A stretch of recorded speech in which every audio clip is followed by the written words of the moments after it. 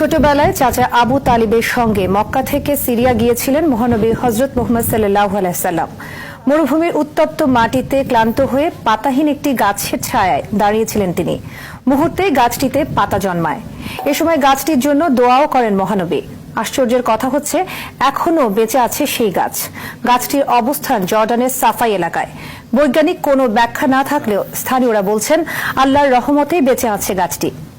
Jordan থেকে রাশেদ কাদেরের পাঠানো তথ্যছবিতে বিস্তারিত জানাচ্ছেন নূর হোসেন।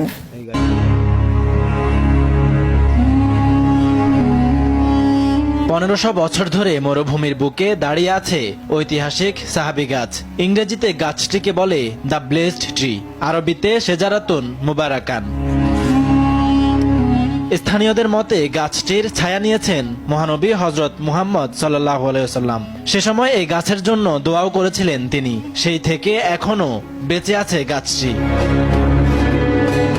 অবিশ্বাস্য এই গাছের অবস্থান জর্ডানের মরুভূমির প্রত্যন্ত সাফা এলাকায়।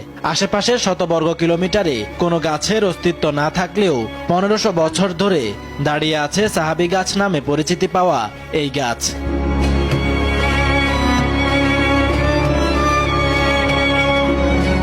কথিত আছে 12 বছর বয়সে চাচা আবু তালিবের সঙ্গে মক্কা থেকে শাম দেশ বা বর্তমানের সিরিয়ার উদ্দেশ্যে যাত্রা করেন মহানবী হযরত মুহাম্মদ সাল্লাল্লাহু আলাইহি ওয়াসাল্লাম। বিস্তীর্ণ মরুভূমির পথে দীর্ঘ যাত্রায় ক্লান্ত হয়ে পড়েন তিনি। এ সময় বিশ্রামের জন্য ছায়া খোঁজেন মুহাম্মদ সাল্লাল্লাহু আলাইহি ওয়াসাল্লাম।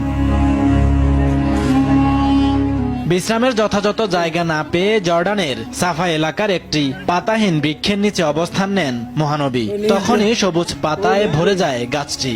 এই গাছের নিচেই নিজের শরীরের ক্লান্তি দূর করেন মুহাম্মদ সাল্লাল্লাহু আলাইহি ওয়াসাল্লাম।